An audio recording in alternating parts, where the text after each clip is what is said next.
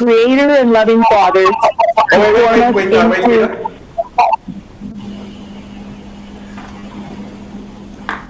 We're good? Okay. Good morning, everybody. My name is Steve Nord. I am the member for Tuna de Willowdale, and I'm the chair of the Standing Committee on Accountability and Oversight. And I want to welcome you to our meeting today. And as part of our agenda, we always start off with a prayer, and MLA Marcellus has volunteered to do the prayer. MLA Marcellus, the line is yours. Creator and loving Father, you form us into a holy people, a nation set apart. Grant us joy always in praising you together and serving you with each other. Bless our families, our communities, and the whole world with unity, harmony, and peace. This we ask through Christ our Lord. Amen.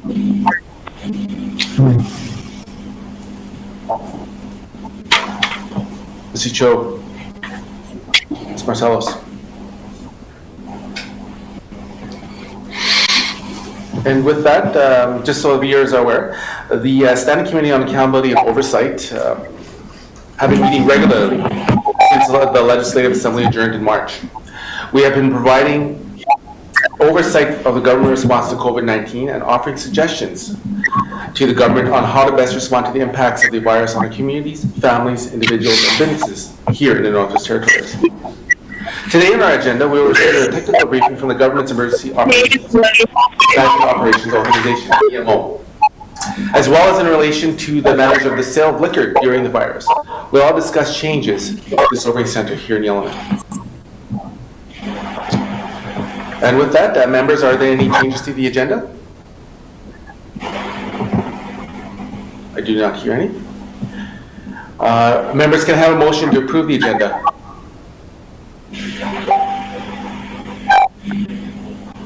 Yeah, Mr. O'Reilly. Any opposed? Let's hear or see anything. Thank you, Mr. Cho. Motion is carried. Are there any declarations of conflict of interest? And hearing none, let's move on. Members, first we will receive the technical briefing from the EMO, and joining us are Russell Neudorf, Eleanor Young, and Ivan Russell. At the end of the presentation, to ensure all members have a chance to ask questions, we'll do one round of questions. Each member will have 2 minutes for the question and 1 minute follow-up question. Mr. Neudorf, Ms. Young, the floor is yours. Thank you, Mr. Chair. Can you hear me okay? Yes, we can. Great. So thank you for the opportunity, the invitation to come and present today. Ivan Russell has joined the meeting already. Eleanor Young indicated that she was called to another meeting relatively late here, so she will be joining us in about half an hour or so.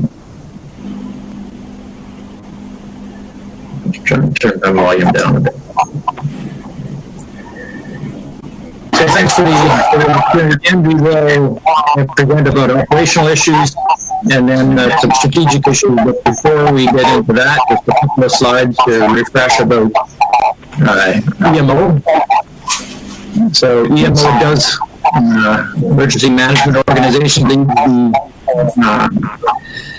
Activities for the GNWP related to any emergency. So that includes mitigation, preparedness, response, and recovery. So obviously with the pandemic, we are in a response mode right now. The establishment of EMO is laid out in our emergency management plan, which is prepared in accordance with the Emergency Management Act. Both territorial and regional emergency operation centers, or EOCs, are established. And we'll talk about some of the work that is being undertaken underneath those EOCs in a little bit here. Ivan Russell is on the call today, and a reminder, he's the actual head of EMO. Go to the next slide, slide 3. This is the organizational chart that we have set up right now for our EMO. The blue boxes in the middle are NACA's organization. So Minister, Deputy Associate, and the head of EMO, and then various EOCs, emergency operation centers underneath that. The actual on-the-ground day operations of EMO are being handled through the regional EMOs by regions there, and they're responsible for communicating with communities for. Excuse me, Mr. Doe, sorry to interrupt. Can everyone just make sure that their mics are on mute, and to make sure that if you do have speakers on your computers, to make sure that you turn down the volume, please. We're still getting some feedback. Thank you. Sorry for that interruption. Proceed. Yep, no problem. Thank you, Mr. Chair. The red boxes on the right are Health and Social Services and their emergency operations, so they have established their own emergency operations center to deal with the issues that are specifically responsible to health. The black boxes on the left are the Department of Infrastructure, who is actually operating the checkpoints, and then the round dark box circles on the side are EMO group itself, and we've got some slides to explain the roles and workings of each of those groups. So EMO operations is next, slide 4, and we'll go right into slide 5, which is EMO working with communities. Our regional superintendents in the Department of MACA are in regular contact with community governments. We're there to answer questions, provide any support or advice, and the main purpose there is to ensure that their own essential services can be maintained during the pandemic. Note that both Yellowknife and Neudorf are actually operating isolation centers, so we very much appreciate the good work that those communities are doing. There are also weekly conference calls that are organized by the NWT Association of Communities to have discussions with elected officials to answer their questions and to take any comments and concerns and help direct EMO on our work going forward.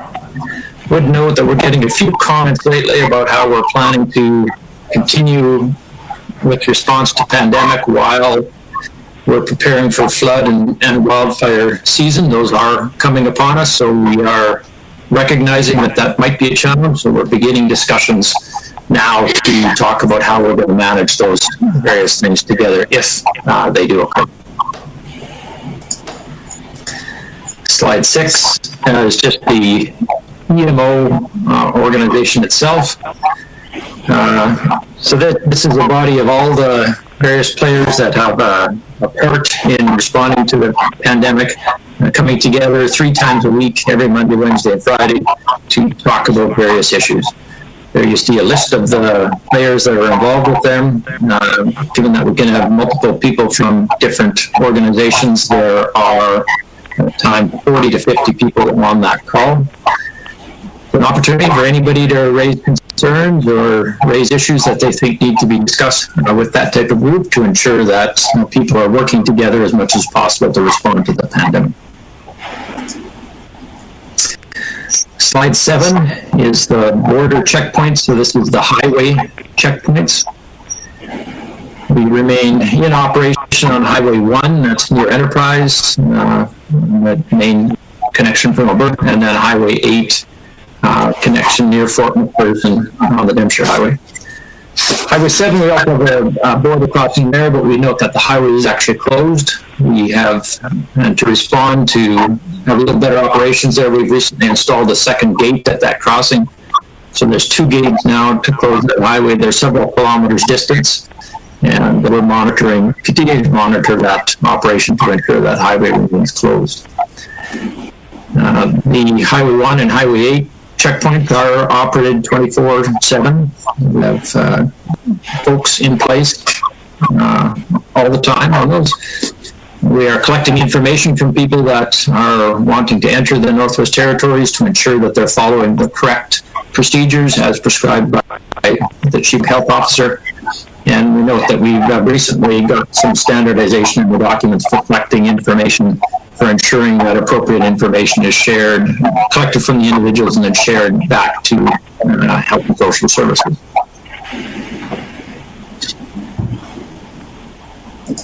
Slide 8 is a graph of the actual amount of traffic that's at the border checkpoints. So the dark green is the number of passenger vehicles at Enterprise. You'll see that this is average 10 vehicles or so.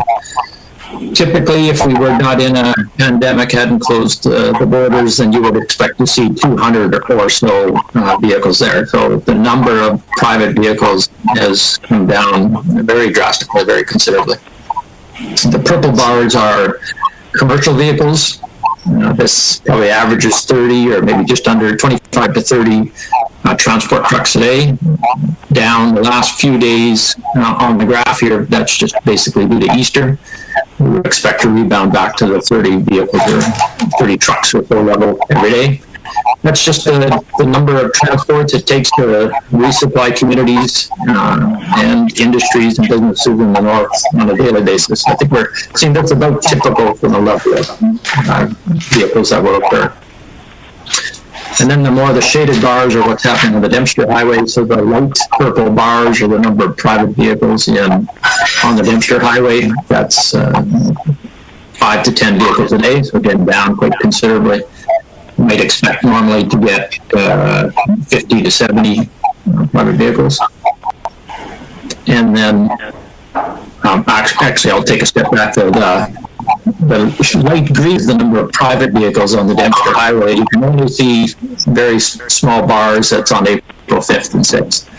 Otherwise, the number of private vehicles is essentially zero. Sometimes you get one showing up on the Dempster Highway. So, and then the light purple is the number of commercial vehicles going up to the Dempster Highway. So that number averages about 10 commercial vehicles a day.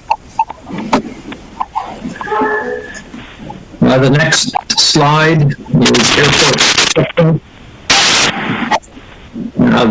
We remain operating those airport checkpoints 16 hours per day, so that all flights coming into in the 4 main airports, Yellowknife, Fort Smith, Hay River, and Inuvik. And again, we're ensuring that all passengers that are coming into the Northwest Territories know and are aware of the Chief Public Health Officer orders, and including the mandatory isolation. And then we have documentation to check them, to provide to them so that they can fill out their self-isolation plan and ensure that they're following the protocol. Next slide, slide 10, is the graphic of the number of passengers that are coming into the various airports. And you'll see the blue bars there are for Inuvik, where you have 3 times weekly flights and the number of passengers. The yellow are Yellowknife. And again, these numbers are down very significantly from what they would have been pre-pandemic.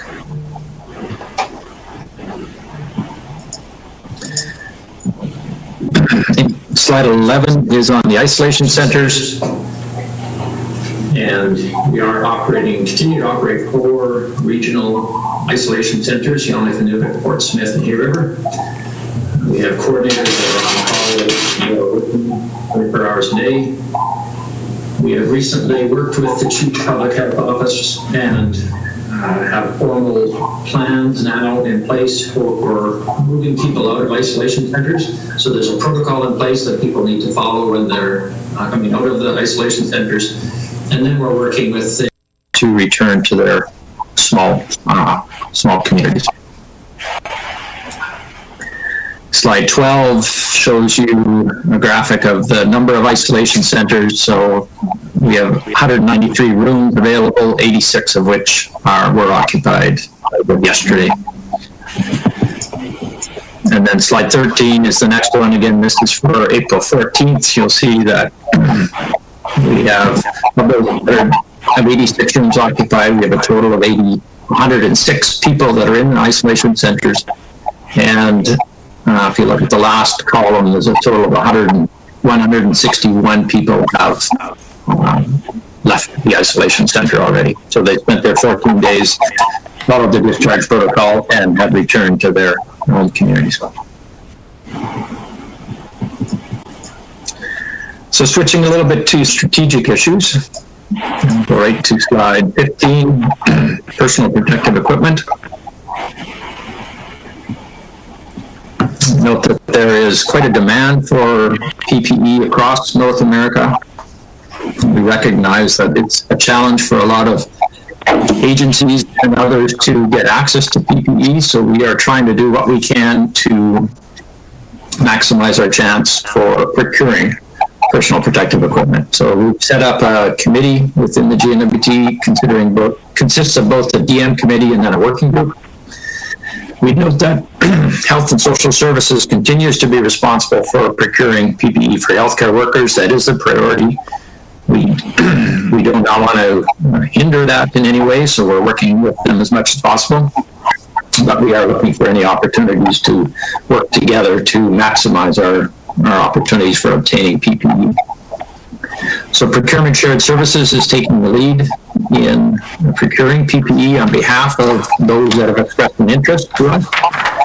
And if you look at the final 4 bullets that basically outline the tasks that the working group is undertaking. So we are assessing community needs and anything they have an inventory for PPE right now. So that includes NGOs in various communities. The Department of Municipal and Community Affairs is taking the lead on that. We are also assessing that the requirement for PPE within each GNWT department, and then asking if what their needs are going forward. We're taking that information, we're going to send it to Procurement Shared Services, and they will work on supplying PPE as much as possible for those different organizations. We do recognize that we might be in short supply, so PPE, some resources might be in scarce supply. So we are working on policies that would help us guide the potential distribution of those products when they're obtained. Slide 16 is on community check stops. So we do note that there are several communities that have instituted their own check stops. So these are typically on or near the highway coming into the community.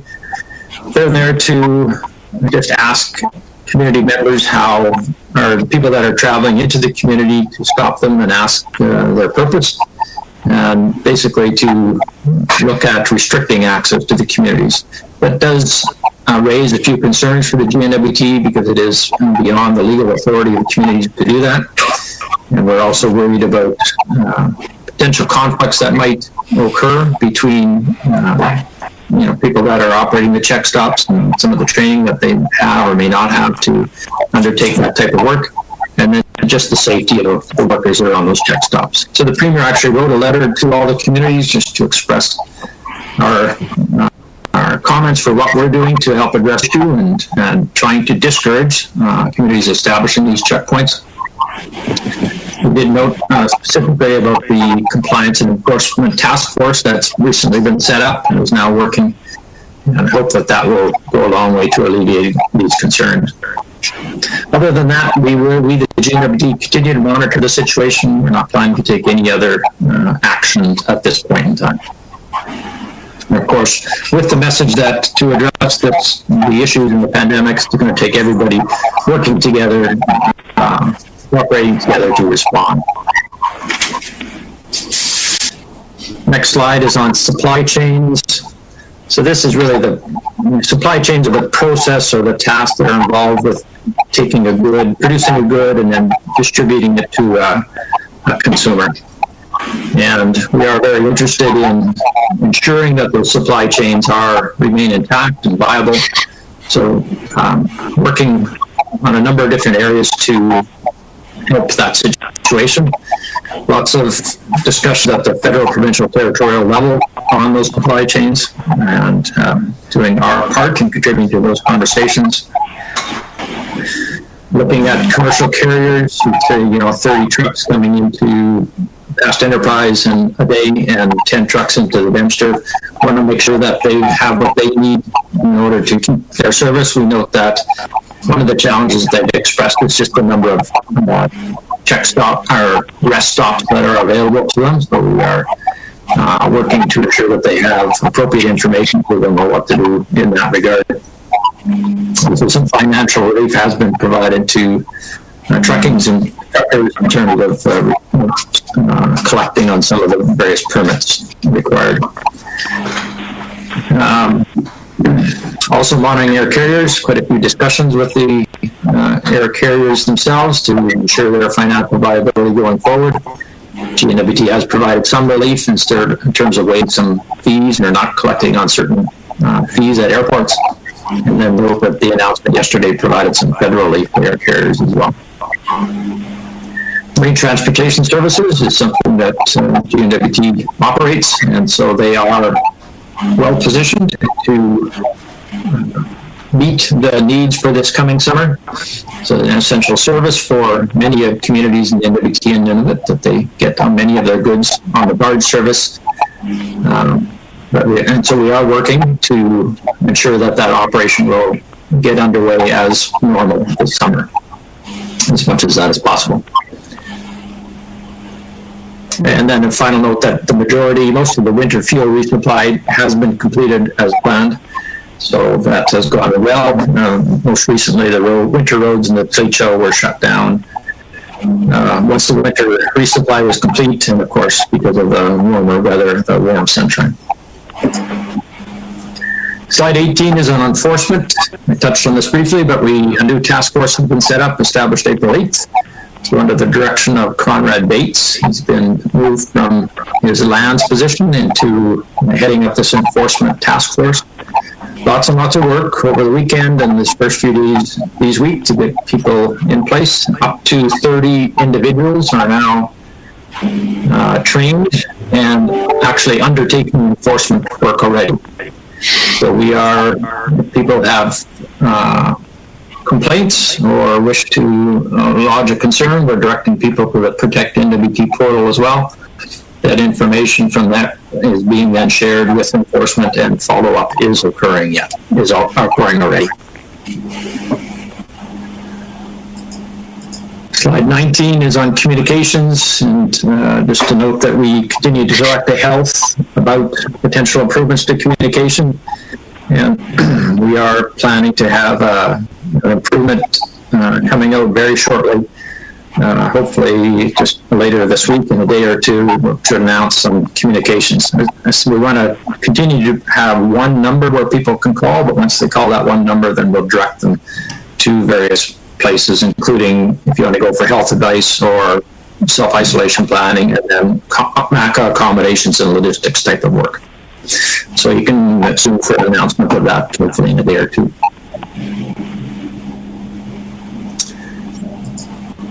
And that is the end of my presentation, Mr. Chair. Thank you very much. Mr. Neudorf. With that, I'm going to go to the members on the line. Up first, I have Mr. Bonnerouge. Mr. Bonnerouge, the line is yours. Thank you, Mr. Chair. And good morning to Russell and Eleanor, and Sandy may be on the line too. My question will be related to the border checkpoints, specifically the ones at Enterprise. I know there were ongoing problems since the start, and even up to last week or something, with staff not having proper PPE to deal with the public. And also with the health officers' state of emergency, NACAS, or the NWT, and the required 14-day self-isolation, that requirement for people coming into the territories from outside, from the provinces, I should say. I also understand that the services are allowed through, and it almost seems like without question, that still contradicts that state of emergency requirement for 14-day isolation for people from the provinces, because you don't know who's a carrier. That's the message being spread throughout. So that's a scary notion.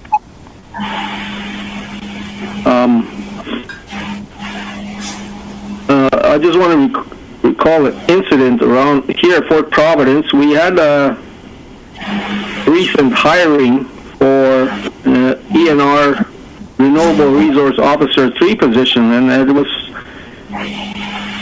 a person from Saskatchewan. We got wind of that, and we threw everything at the ENR minister, state that she was not wanted in our community because of the rules that surround people coming into the territory. So what ENR did was they stated that they were self-isolating that person in Hay River. I'm not sure if she is working out of the office in Hay River, or if they had submitted a self-isolation plan. After 14 days, would be transferred to Fort Providence. We don't know if we get any information to be shared with us to say that she had the green light to come to Providence. So there's that incident there that was concerning to us, and also recently too there was a Big River gas bar that's just outside our community here, where everybody stops for gas and whatever else, so people know what's going on over there. They stated that there was another lady that had gone through the checkpoint at Enterprise, and she stopped at the gas bar and did what she had to do there, and she's the person that she was on her way to Yellowknife, stating that she had a job in Yellowknife. Did not state the type of a job. You know, she came from Alberta. So that kind of stuff is concerning, because we're seeing lots of Alberta plates and other provincial plates coming in and out of our territory. And, you know, this is concerning because you have a self-isolation plan, and they always say, well, it's the closest self-isolation center. And in this case, it would have been Hay River. That was not adhered to. That information, those kind of types of information is not shared with the community through your daily briefings with all the community leaders. You know, for these types of reasons, you know, you got to understand there's deep concern from our small communities, and they are wanting to take matters into their own hands to prevent people from the south coming in and not self-isolating, even though they're deemed essential service. Like I said, you don't know who's a carrier there. You know, and for that matter, you know, I just want to know, why is there no information shared with the communities and residents? Why people from outside the NWT are allowed through the border point, and what precautions are being taken there in allowing even essential service through. If I could just Sorry to interrupt. a view on that. Ron, did you have a question there? Always stated at the end. Mr. Bonraj, can you just repeat, please? Well, I hope everybody heard what I've been talking about. This pair couldn't understand. I'm wondering if anybody ever understood what I've been talking about. Yeah, we did. Okay, with that... I asked, why is there no information shared with communities and residents as to why people from outside the NWT are allowed through the border checkpoints, even if they're deemed essential services, considering that coronavirus is not visible? Merci, Mr. Bonraj. Mr. Neudorf. Yeah, thank you, Mr. Chair. So we are following the directions provided by the Chief Public Health Officer, and recognizing that we are closing the border, but at the same time, essential services still need to obtain. So that is the directions that the Chief Public Health Officer has considered as she's come up with her various orders and advisories. In terms of the checkpoints, we are turning away everybody that is not following the order or does not need to come into the Northwest Territories. Obviously, there are some essential services that individuals are still coming across the border, and they're allowed to. They have documentation to say that they are essential services, and they're allowed to cross the border. Of course, they have to follow the self-isolation protocols that are in place, and those protocols, you have to go online and fill in your form, and then after that, you can self-isolate in one of those 4 regional centers. In terms of just communicating with communities, I just note that we do have a weekly conference call with the leaders in each community. It's organized by the Association of Communities, so that's one opportunity for you to hear what's happening and to express some concerns. And then as well, through MACA, regional superintendents are reaching out to a daily or every other day basis to communities to talk to their SAOs, to ask how essential services are there, and to address any comments or concerns that they have. Thank you, Mr. Chair. Let's go, Mr. Neudorf. Follow-up question, Mr. Bonneridge?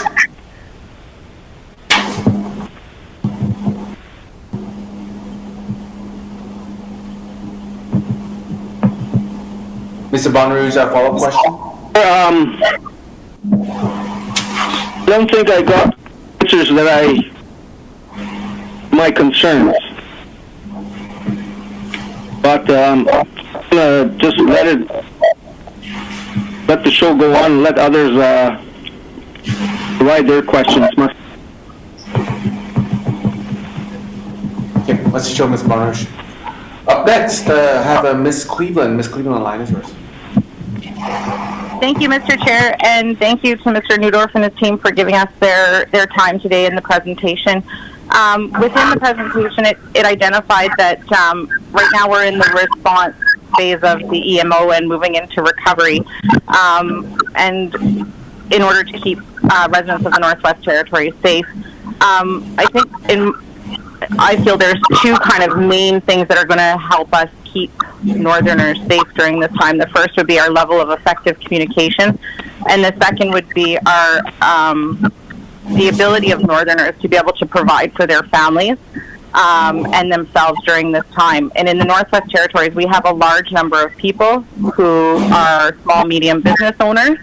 Approximately 50% of Northerners are small, medium business owners, and that's a lot of people that currently are falling into some gaps within federal and territorial funding supports. And my concern is that as this progresses and as people are home for longer and out of work for longer, that our ability to keep people safe is going to be further and further challenged, because people are going to be having a harder time providing for their families, paying their mortgages, paying their commercial rents. And so my question would be, how is the EMO working with the rest of the GNWT to foresee these challenges and mitigate these challenges so that they can continue to keep Northerners safe? Thank you. Thank you, Ms. Cleveland. Mr. Neudorf? Yeah, thank you, Mr. Chair, and thanks for the comments. And certainly agree that effective communications is important. Of course, communications continues to be coordinated to ensure that we're being as effective as possible. And I think some of the concerns we're actually hearing is that there might be too much communication coming out of the GNWT, and it's hard for people to keep it straight. So we are trying to be as strategic as possible with communications. We have heard some comments as well about getting some better communication into communities, and so that's something that EMO is specifically working at this week. In terms of providing for families, recognizing the impact on businesses and the economic impact of the pandemic, absolutely. It's not directly within the responsibilities of EMO, but it's something that I know deputy ministers are talking about, and we will continue to talk about even more as we begin to turn the corner on the pandemic. We do hope that that is soon, so that we can do more or recognize the impact that it's having on everybody.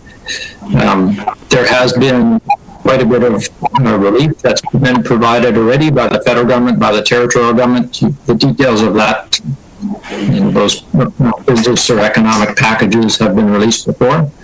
And so, GNWT will continue to talk about those things and address the issues that need to be addressed. It's not that in terms of economic or relief for business, it's not directly within the responsibility of the union. Thank you, Mr. Chair. Thank you, Mr. Neudorf. Follow-up question, Ms. Cleveland. Thank you, Mr. Chair. The presentation touched a little bit on PPE, and we know right now around the world everybody's in the same boat where everyone's looking for different suppliers of different types of PPE. We saw one local company, 62 Degrees North, that proactively took on the role of making hand sanitizer and manufacturing that here in the Northwest Territories. Is the GNWT actively pursuing manufacturing opportunities in the Northwest Territories with different businesses in order to create our own stream of PPE here in the Northwest Territories with local suppliers, so that we can kind of bring that in-house and not be reliant on the rest of the world, just like the rest of the world currently is? Thank you. Thank you, Ms. Cleveland. Mr. Neudorf. Thank you, Mr. Chair. Yes, for two specific products, we are looking at local manufacturing. First, as you mentioned, is hand sanitizer. So we're aware of both 62 North and then our own Tiger Labs within ENR are actually manufacturing hand sanitizer, and that's addressing the needs within the Northwest Territories. So that's some good work by those two groups that are doing that. And then the other area is in follow-up to the recent announcement by the Chief Public Health Officer about non-medical face masks or cloth face masks. So we are in the process of procuring some materials for the manufacture of that, and we are working with ITI to identify some companies that would be interested in actually manufacturing some of those non-medical or cloth face masks. Thank you, Mr. Chair. Thank you, Mr. Neudorf. Up next, I have Ms. Green. The line is yours.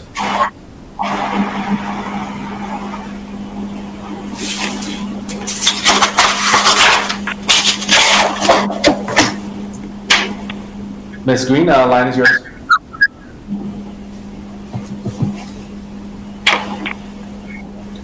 Okay. All right, we'll go back to you, Ms. Green. Up next on my queue, I have Mr. Jacobson. Mr. Jacobson, the line's yours. Yeah, thank you, Mr. Chair. Just a quick question for us in regards to the airlines, smaller airlines such as Aklak Air and Nunavik. They're only having one flight a week into Sax Harbor, Paulatuk, and Ulu. Ulu serviced by Canadian North on the south side. We've been having concerns about air crew. I guess when they're done with the offload and stuff like that, they're mingling in with the people. What are we doing, I guess, to make sure that air crews are staying away from our general public when they're in the community? Thank you. Thank you, Mr. Jacobson. Mr. Neudorf. Yeah. Thank you, Mr. Chair. In terms of airlines, they are an essential service, so we would assume that they are following the directions of the Chief Public Health Officer as they operate those their air crews, their flights that they have. And we have recently set up the enforcement task force, and if there are any specific comments or concerns about that not following those orders, then I would encourage you to direct you to that portal, the Protect NWT line, where those comments or concerns can be raised, and our folks, the enforcement unit, will follow up. Thank you. Thank you, Mr. Neudorf. Follow-up question, Mr. Jacobson. Thank you, Mr. Chair. Thank you, Russ, on that. In regards to, again, our flying communities, the Sac Harbor, Paultuck, and Kalgutkar having one flight a week, I know that the federal government gave our territorial government some funding in regards to helping the airlines out. Where are we at with making sure that we're working with ACLAC Air and the small airlines to make sure that our small communities are serviced instead of once a week having one plane load going, because you're either having it's mail, food, or they're running short in our communities. I'm getting that in my messaging for groceries, for such as the co-ops in Sac Harbor. Where are we at in regards to flowing that money to ACLAC Air to try to get ACLAC to do an extra flight into the community? Thank you. Thank you, Mr. Jacobson. Mr. Neudorf. Thank you, Mr. Chair. I know that the federal government just had an announcement yesterday about that provided some relief for airlines. I'm not aware of the exact status of that and how it's going to flow, but I'm sure those details will be coming out shortly. There is a ADM committee set up within the GNWT that is specifically looking at air carriers and addressing the concerns of those air carriers to ensure that they can continue to provide that essential or critical services that they provide to airlines. So they are monitoring it and will be prepared to take any actions or provide any direction that might be required. In terms of the ACLAC Air and their one flight a week, I would assume that ACLAC is operating as many flights as it thinks it might need to in order to meet the needs of both passengers and freight. And if they're not, they certainly would have the ability to adjust the number of flights that they have going into those communities. Thank you, Mr. Chair. Thank you, Mr. Neudorf. Just give me a minute here. I'm just making a note. Up next on our list, I have Mr. Johnson. Mr. Johnson, line is yours. Thank you, Mr. Chair. My question is in regards to slide 3. I appreciate being presented today, and I appreciate having this response structure. I believe it's helpful to people when they kind of see the way decision-making is occurring. I'm still a little confused as to the relationship between the Emergency Management Organization and the Health and Social Services Emergency Operations Center about kind of the feedback and who is actually taking the lead. For example, Mr. Chair, I'm curious whether the most recent public health orders were brought to the Emergency Management Organization for discussion or comment or input. Thank you, Mr. Chair. Mr. Neudorf. Thank you, Mr. Chair. I think for that question, I'll turn it over to Ivan Russell, ask him to respond to that as the head of EMO. Thank you, Mr. Neudorf. Mr. Russell, line's yours.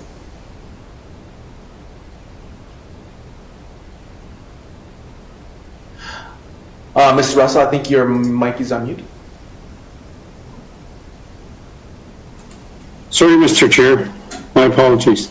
Our relationship with the Health Emergency Operations Center is we have a direct link with them from our Emergency Operations Center. I sit in on their daily meetings, so share an awareness of what health is doing and thinking as it progresses. So we have a good understanding of where their needs and where they're going with some of their things. And also I attend the EMO meetings, so I can provide that awareness there. They provide updates to the EMO group, and any issues and concerns are discussed at that level as well. HSS, or Health and Social Services, they're responsible for the pandemic plan and rolling out the health supports to that. the EMO provides supports to health and supports to communities. So that's our key area of effort. I hope that helps explain. Thank you. Thank you, Mr. Russell. Follow-up question, Mr. Johnson. Thank you, Mr. Chair. That does help clarify. I believe the thing I really would like to see is the pandemic plan, but I believe that's now a question for health, and kind of outline, what the next few months look like in regards to a response. I'd like to ask a question in regards to enforcement. I was hoping that whoever could provide me an update on the current kind of relationship and agreement with regards to the RCMP and any enforcement. As I'm sure you're aware, the GNWT has, to my knowledge, never really arrested anyone. We don't have cells. Our officers are, we have some charter compliant training, but maybe the odd wildlife officer works with the RCMP to actually arrest someone. But if we have to get into the position where we're arresting people under public health orders, has the RCMP agreed to detain them in their cells and make sure that it's all charter compliant? Thank you, Mr. Chair. Thank you, Mr. Johnson. Who would like to take that question? Mr. Neudorf, line's yours. Yeah. Thank you, Mr. Chair. I know that there is good engagement with the RCMP as we've been setting up this enforcement unit. RCMP are very willing to work with that enforcement unit and to support as required. So I very much appreciate that cooperation that's there. And I would note that all tools are available to that enforcement unit. It was one of the areas where there was quite a bit of work on behalf of setting up that enforcement to ensure that they had the right tools available to them. So that would include warnings and actually written tickets, and then ensuring appropriate levels of fines. I have not heard any discussion about actually detaining people and what would happen in that situation. I can follow up on that particular situation. Thank you, Mr. Chair. Thank you, Mr. Neudorf. Up next, I have Mr. Lafferty. Mr. Lafferty, the line is yours. Merci, Mr. Chair. Mr. Chair, just a couple points. Probably on I think it's relating, well, obviously it relates to airport and also community checkpoints. There's some community members are asking questions, a lot of questions surrounding who can we have in the vehicles. When the order came down that only household members can be either in the vehicle, in the house, or in the tent. Is this the same treatment with small airlines? Jackie kind of touched on it as well, where we have community members that are flying to the communities. Obviously, they all sit together, but they're not family members. They're not community. They don't live in one household. So, if it applies to community members that they can allow other passengers in the vehicle, we're still allowing. It is essential services, but how are we dealing with those individuals that are going to the communities on small airlines? So that's my first question. Okay, let's see, Mr. Lafferty. Mr. Neudorf, line's yours. Yeah, thank you, Mr. Chair. As the member indicated, that airlines are providing essential services, and we are allowing people from different families onto aircraft, and to combat or to help alleviate some of the concerns. Of course, airlines need to take appropriate measures as they actually operate the flights. So they are, ensuring cleanliness of the aircraft and cleaning the aircraft after use. And then I am aware that the Health and Social Services has provided these non-medical face masks to airlines, a supply of them, so that they are to be handed out to all the individuals that are being transported on those aircraft to help reduce the risk of a spread that way as well. Thank you, Mr. Chair. Thank you, Mr. Neudorf. Follow-up question, Mr. Lafferty. Mr. Chair, that enforcement task force presentation. Are they? I know there's quite a few of them. Are they established in every community? And how are they working with the community leaders and elected officials? What is the communication process? Because public need to be aware of what's happening. I think communication awareness is a huge thing for the community.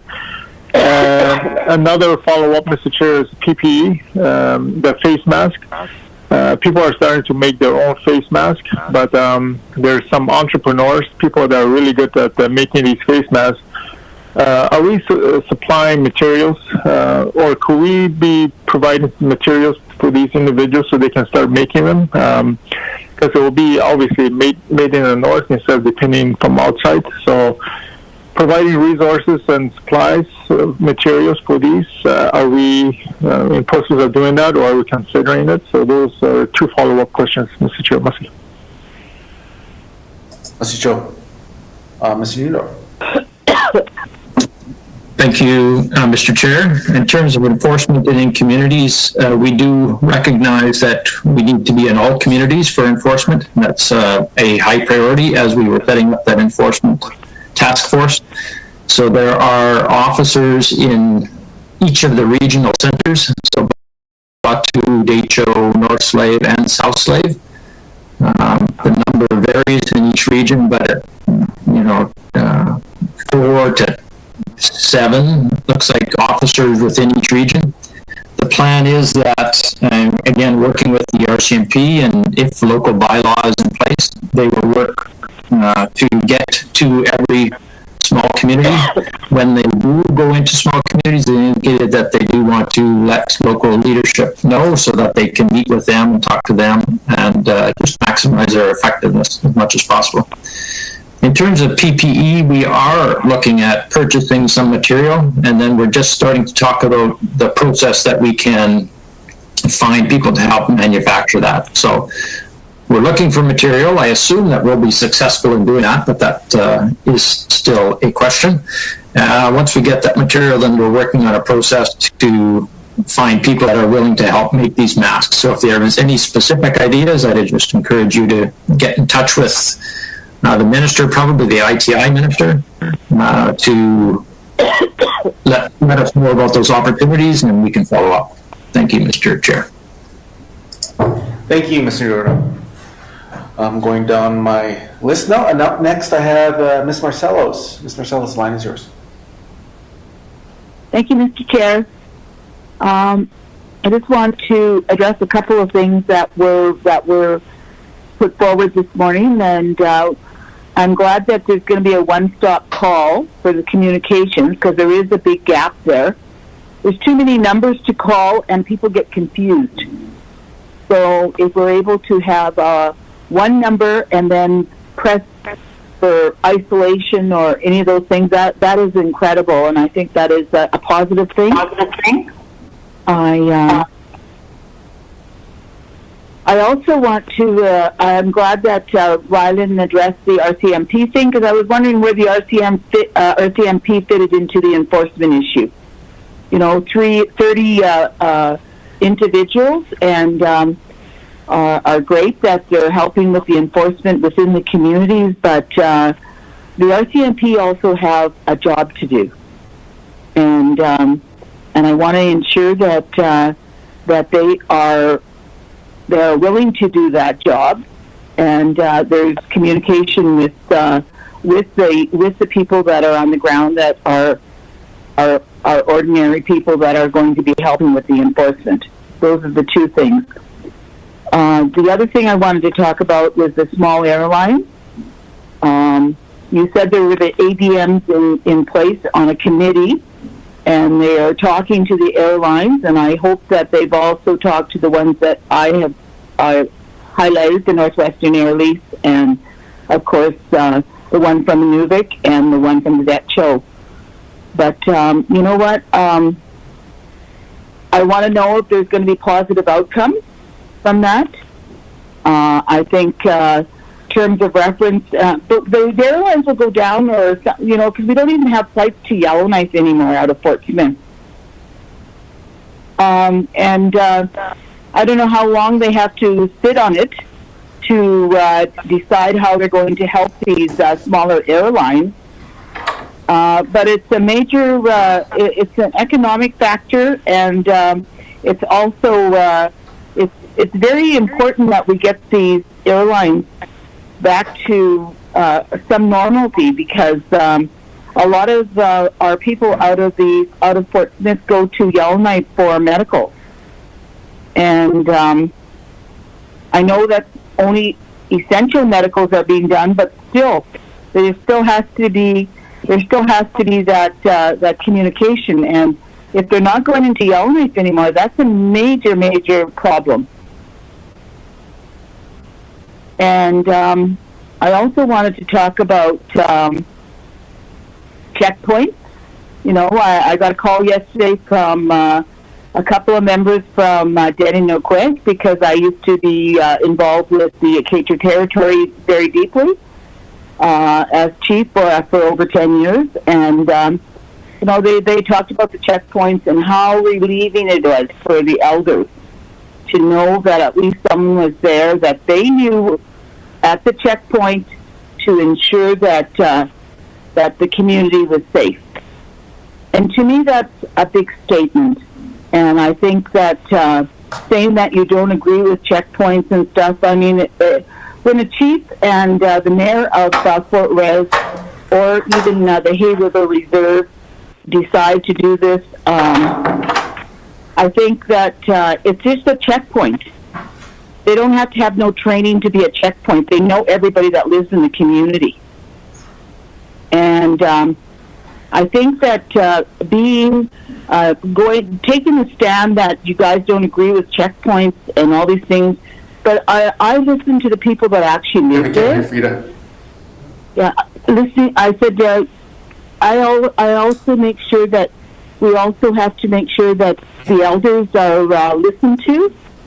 We always say that and everybody uses that term Indigenous and making these statements. Well, to me, this is an Indigenous issue.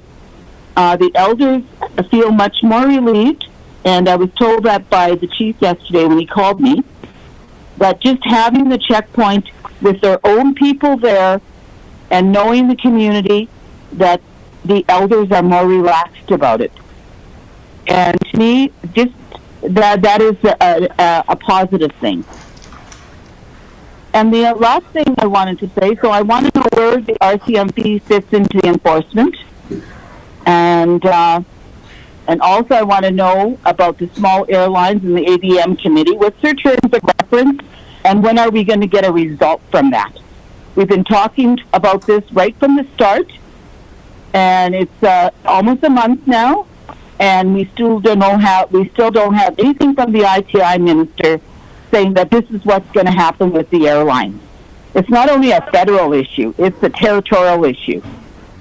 And we have to have some outcomes that are positive. Thank you. Let's join Ms. Marcellus. Mr. Neudorf. Thank you, Mr. Chair. Thanks for those comments. I certainly agree about the calls and one number to avoid confusion. That's why we are going that way, so appreciate that comment. In terms of the RCMP, I did outline that the new enforcement unit is going to work with the RCMP, that there's good dialogue there. We do recognize RCMP continue to have a job to do, so we don't want to get in the way of that. And the RCMP cannot do any enforcement of these orders, but there's good cooperation with them. They are willing to support enforcement officers, particularly as we get to some of the smaller communities where we can work together to get that job done. In terms of the airlines, my suggestion is that the committee could ask for the ITI minister or the finance minister for an update on the status of airline support. I think that would be the best way to go about that. And then checkpoints and providing relief for communities, making the community feel safer. We've heard those comments as well, and certainly appreciate that. Those comments, because everybody does want to have that feeling of safety these days. We are still concerned, though, just with the safety and the legality of doing it. So we've expressed our concerns, but we are, GMBT is taking a pretty passive approach in terms of addressing it. Thank you, Mr. Chair. Thank you, Mr. Neudorf. Quick follow-up, Ms. Marcellos. Yes, I just want to address one more thing with Ron's comments. Ron Bonnet from Fort Providence. He was asking some questions about the whole check stops and how they were being handled, and the concern of southern vehicles coming into the community. And I don't think that it's quite right that MLAs have to go to an EMO committee to get their answers. I think he asked you a very direct question, and I think that our answer should be coming from the EMO committee. And so I'm just passing the buck to the committee back to Fort Providence. It's not okay when an MLA asks a question to an assistant deputy minister or a deputy minister. The answer should come from you. And that's all I'm going to say. It's not a question, but I'm making a statement. Thank you. Ms. Marcellos, there was no question there, so you're welcome to add to that, Mr. Neudorf, if you like. Line is yours. Thank you, Mr. Chair. We'll take it. Thank you. Ms. Cho. And up next, I have. I'm up next. So I did have a little quick statement about the checkpoints. I made it known earlier on. I made a video on social media that to not call it anything else because I've heard terms like blockades and whatnot. And they're not. They're like, in my opinion, that they're simply just checkpoints to make sure that people are following their self-isolation plans, and nothing more and nothing less. And that's one thing I wanted to just clear up. And the community, small communities, have my full support on that. They're being proactive in protecting their communities, and even in this unprecedented time, I think those measures are totally appropriate. And with that, I had some questions about enforcement. So this will probably towards Mr. Neudorf. So I know that the CPHO has designated peace officers under this new order. I'm just wondering if bylaw officers in the communities are included in this order. Mr. Neudorf, line's yours. Yep, thank you, Mr. Chair. And we did hear the comments about checkpoints, so thank you. In terms of designation as environmental health officers, no, bylaw officers within communities are not being designated. We are for this task force, of which there's about 30 or so people in that task force now. They are all coming from existing GNWT enforcement units. So ENR is a lot, some lands officers, I believe, are where we're drawing those, and there's some highway transport officers. So just from within existing GNWT enforcement units. Thank you, Mr. Chair. Russ, it's Eleanor. Could I add a comment there, Mr. Chair? Yes, you can. Go ahead, line's yours. Thank you, Mr. Chair. Sorry for being late. The deputy that was appointed to lead the enforcement team, though, did indicate to community governments that subject to the capacity of the bylaw officers, they may engage the bylaw officers to go with them when visiting in the community and following up on enforcement complaints. But it was really subject to the support of the community government and the capacity of the bylaw officers. So on a case-by-case basis, the enforcement officers may team up with the bylaw officers in doing some of the visits. But that'll be, as I say, case-by-case situations. Thank you, Mr. Chair. I have nothing. I have no further questions, so I'm going to move down my list. I have Mr. Raleigh. Mr. Raleigh, line's yours.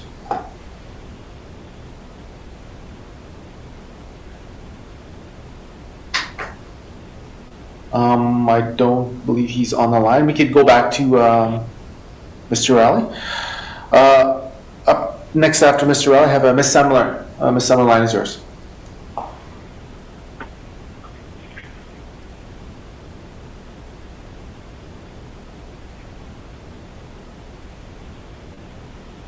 Okay, I'm going to move on down and we'll return to those two members. Mr. Simpson. Mr. Simpson, line's yours. Thank you, Mr. Chair. One area that I'd like to discuss is that of essential services. It appears that this term is frequently used, and it means different things, I guess, to different people, from what I'm hearing in the community. And I guess what I'm looking for is some clarification on exactly what it is. When I hear the term essential service, it seems to me it's used to substantiate the need for the monitoring process. Thanks, Steve. I actually have a question about the... Yeah. Sorry, you just cut in there. We'll return to you, Mr. Rowley. Mr. Simpson has a line right now. Continue on, Mr. Simpson. Am I on now? No.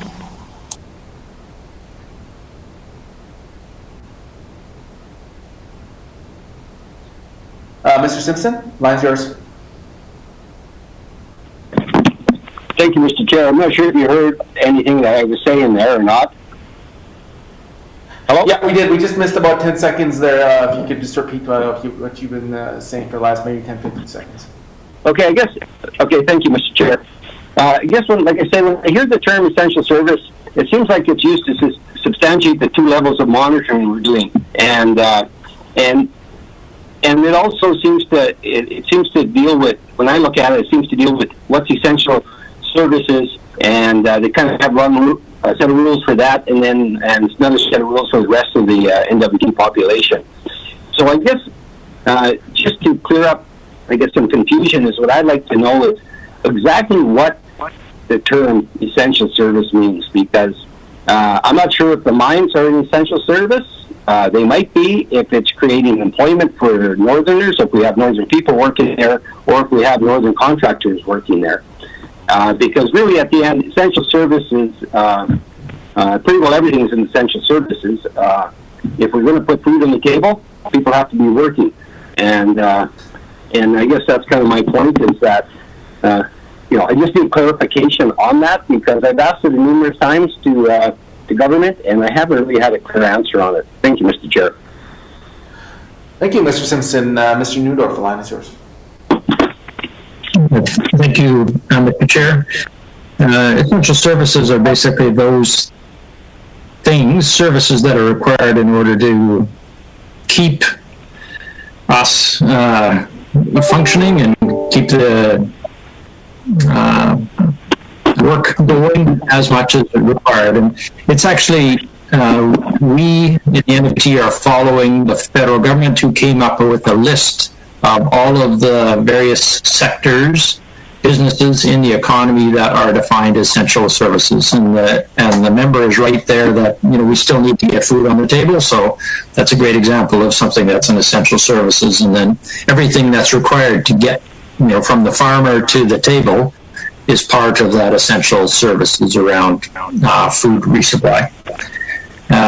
And yes, the rules are different if you're an essential service or if you're not. But there are rules underneath both areas, and both must be followed. In terms of the mines, they are designated as an essential service, and that's why the Chief Public Health Officer very recently came up with an order that would lay out what is required for example, for mine workers to move in and out of the mines. Thank you, Mr. Chair. Thank you, Mr. Neudorf. Follow-up question, Mr. Simpson. Thank you, Mr. Chair. I guess the kind of answer is still unclear to me exactly what it is. But the next question I have is, now that we have been in the containment and monitoring phase for a number of weeks, my concern is whether or not this government is discussing long-term planning that involves either vacating or easing up on current orders to allow freer movement of people to accommodate employment and some socializing. That's an issue I've heard a number of times in the last few days here in Hay River. So thank you, Mr. Chair. Thank you, Mr. Simpson. Mr. Newdorf, line's yours. Thank you, Mr. Chair. Obviously, we're in the pandemic and we're not changing any rules around the orders of the Chief Public Health Officer at this time, but we do hope that we can very quick soon. When it will be is up to the Chief Public Health Officer, so we'll leave it to her and that office to provide the additional direction that's required there. We, GNWD departments and DMs are beginning to have some discussion, though, about what we need to do in order, once we are allowed to, once some of the orders are being lifted or changed, and we're very anxious, looking forward to that day, and need to be proactive to ensure that we are being deliberate to address the needs of the people and the economy and businesses following. Thank you, Mr. Chair. Thank you, Mr. Neudorf. Up next, I have Mr. O'Reilly. Line's yours. Thanks. Can you hear me this time? Yes, we can. Okay, thank you. Thanks for the presentation. I have some questions about the presentation itself. And I noted that as of April 9, the forms and information that are collected when people enter the Northwest Territories, either through the line crossings or at the airport, have been standardized. Look, I recognize that we're all learning, and at first there was no information, no handouts, nothing being provided to the people that were entering. But can you, I guess it's a question for Mr. Neudorf or for Mr. Russell. I'd like to understand how this information collection has now been standardized, if we can get a copy of the form, and some description of how this has evolved over time. I've had a number of concerns expressed to me by constituents, by residents, about the lack of information being collected, lack of follow-up, and so on. So I'd like to try to get some assurance that we're actually doing this properly now, because the border closure came into effect on March the 21st, and it's not until April the 9th that this information was standardized. I'd like to understand this a little bit better. Thank you. Thank you, Mr. O'Reilly. Mr. Neudorf, line is yours. Yeah, thank you, Mr. Chair. I think for that, it's best if I turn it over to Mr. Russell to respond to that. Thank you, Mr. Neudorf. Mr. Russell, line's yours. Okay, Mr. Chair. From the time we put the border checkpoints in place at the airports and the highways, there was an information package provided by Health to share with those coming into the territories.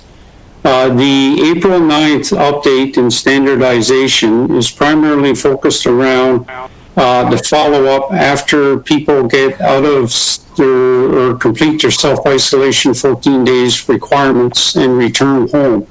There's a bit of follow-up Health would like to do with those folks. And in order to be able to do that, they need to collect additional information like phone numbers, contact information, and so on. So the primary update there was to standardize it for each checkpoint, that those people coming in also provide that information which will be needed once they start checking out of our facilities and going home. That form is available. I can share it with Mr. Neudorf, and he can share it with MLAs or however that process works, if you like. Thank you. Thank you, Mr. Russell. Follow-up question, Mr. O'Reilly. Thanks. Yeah, this issue of follow-up and implementation is something that's been of a great concern for me. Look, I'm glad this information is now being collected, it's standardized. I'm concerned about the length of time it took us to get to this place, but I'll leave it at that. I want to, though, move on to getting some information, some statistics about actual enforcement.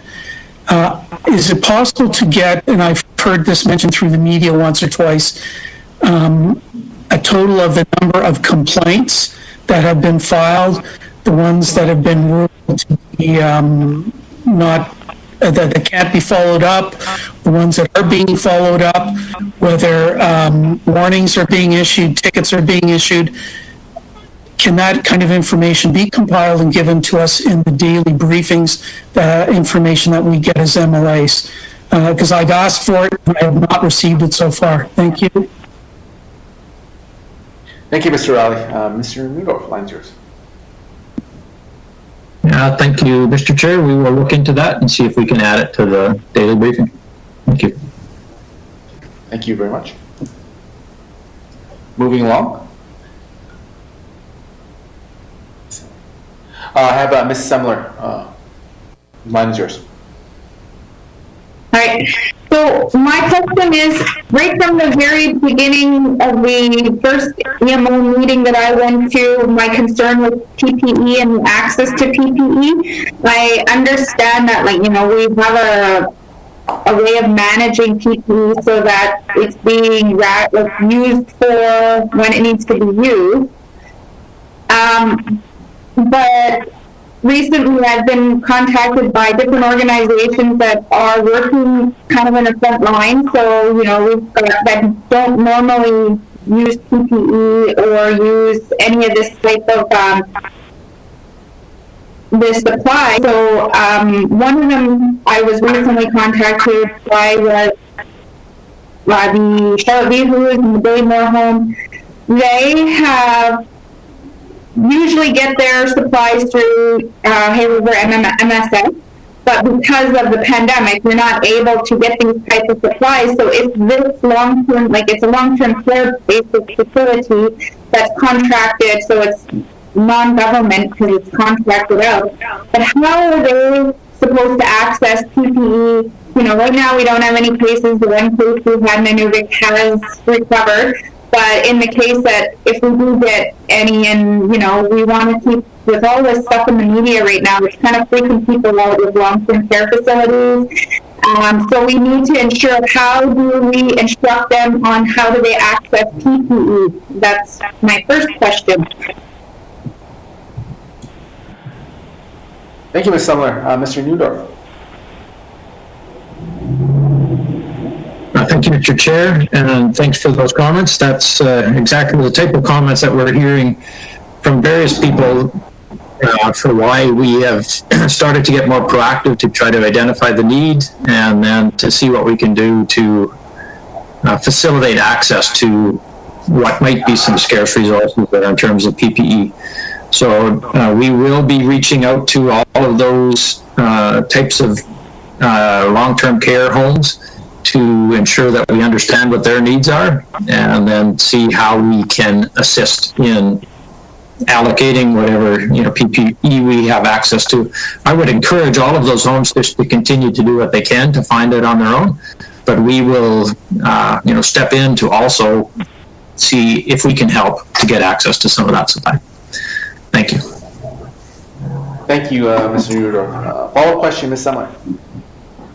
Yes, and so in relation to PPE as well, is I know when at the very first meeting that I did attend, the relationship between the Department of Health and MACA, there was, because the question I had is, who's instructing MACA, because they don't have health background people working within MACA. Who's instructing MACA to make sure that each level that we have, like the people at the highway check stops, the people that are security in the hospital, the people that are working at the grocery store, the people that are working in the long-term care facilities, any of these frontline people, who's from the health is providing MACA with that information, and how are we getting that information out to the public so that people can feel safe that they're doing the right thing to protect themselves and they can go home at the end of the day after they're done work.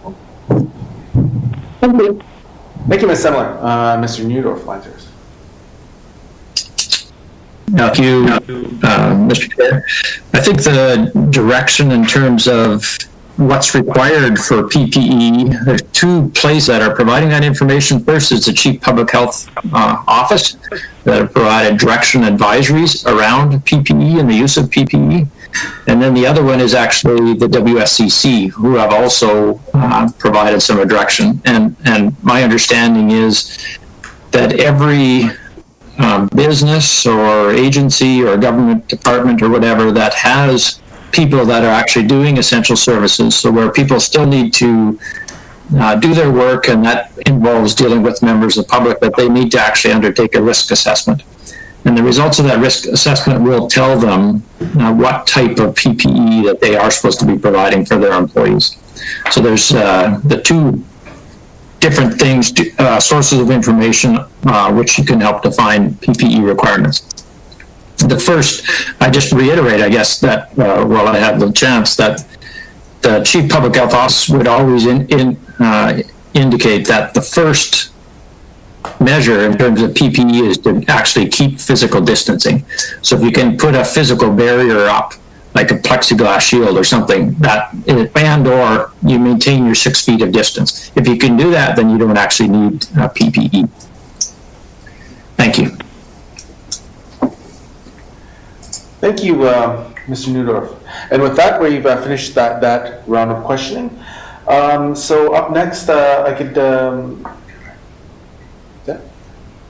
we could let the EMO off the line. I want to thank Ms. Neudorf and Ms. Young for joining in with us. Merci, Sean.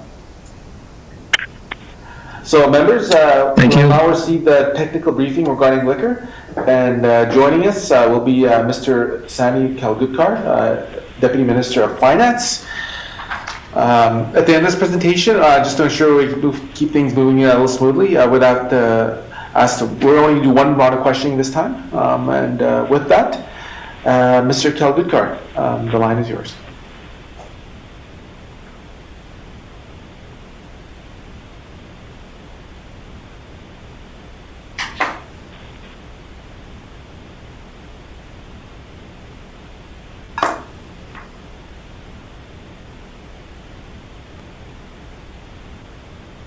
I think we might be having some technical difficulties. We'll just stand by. We'll try to make a connection with. Sorry. I was on mute.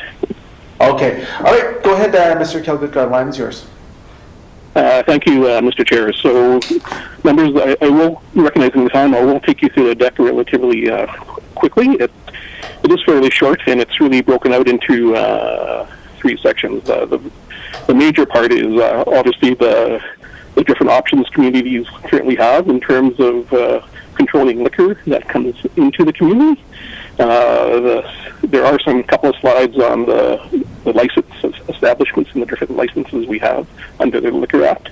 And then the last slide is this some of the things that we've done implemented in our liquor stores.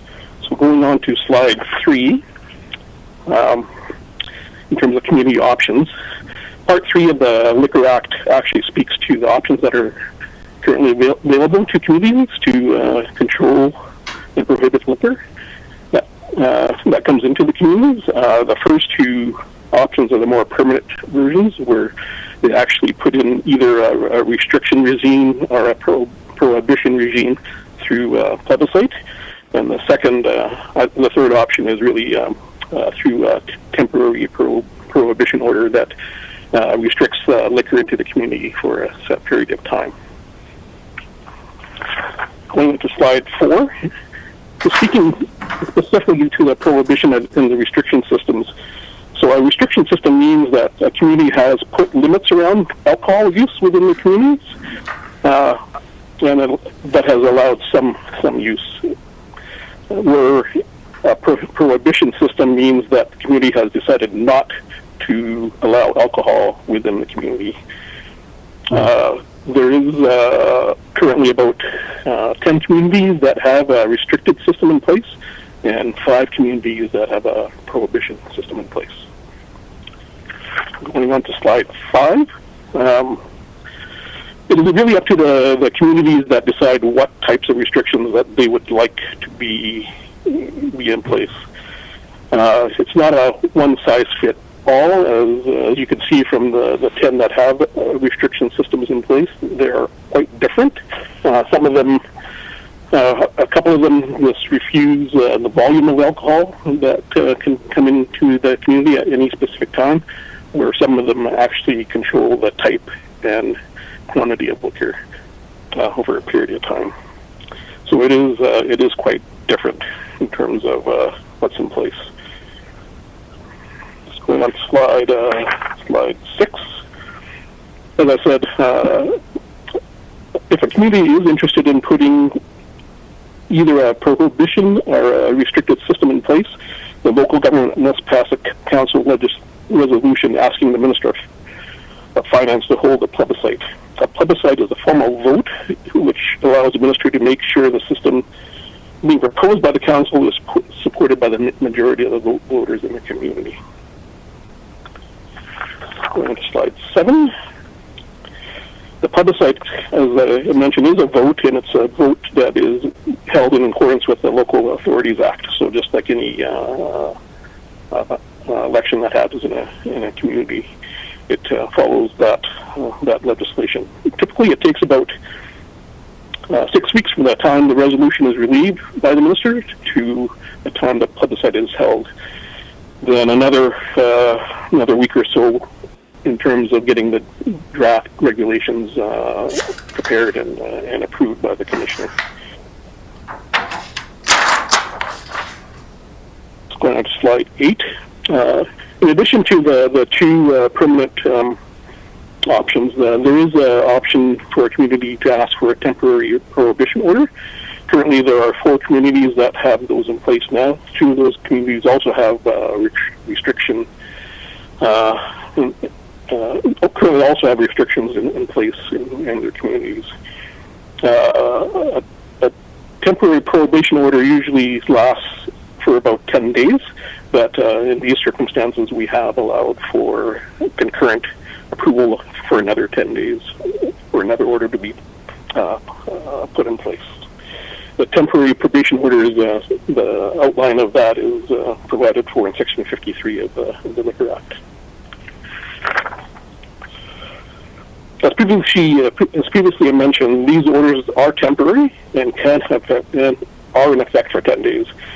And as the Minister of Finance has indicated last week, I believe, we have made provisions to put back-to-back extensions to these orders in place if one of those communities do request it. Maybe I'll stop there for any questions. The next 2 slides are just on the type of licensed establishments that are currently available in communities. It's just really there for information for members. And the last slide is slide 12, which is specifically to the liquor stores. So as members know, we will not be closing liquor stores during this time, but we have reduced hours to all our liquor stores, and we have taken steps to limit the number of people that can enter the stores in any one time. So I'll stop there and open for any questions. Okay, thank you, Mr. Kalgutkar. I'm going to return to the members here, and up first I have Mr. Bonnerouge. The line is yours. Bless you, Mr. Chair. Thank you to Sandy for the brief presentation on the liquor. I think we've had lots of emails and requests going to Cabinet, Premier, and everything from our community requesting, liquor restrictions at liquor stores. In Fort Providence, all the small communities, we don't have liquor stores. The only liquor stores outlets are in some of the larger centers. And of course, it's noted that people who've not had jobs relied on income assistance had quite an infusion of cash going their way. And it could be noted in other communities, but here it created a partying storm, so to speak. Something that's beyond the control of the community.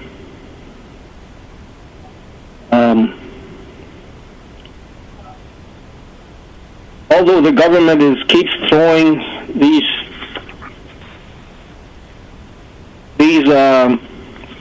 temporary prohibition orders and all these other things back at us, to the communities. You know, they're not really listening to the large indigenous organizations. They're not meeting with many of the regional grand chiefs or the national chiefs. You know, to have a good face-to-face meeting or else teleconference, because there's lots of misinformation going out. There's none actually going out to the public through social media or the radio, stating your case. The GNWT should advise people why they're not doing that. You know, there is a lot of concern still out there. And my question, if I can pose that, is what is the ulterior reason GNWT refuses to go to liquor rationing system despite concerns from all the small communities? Merci.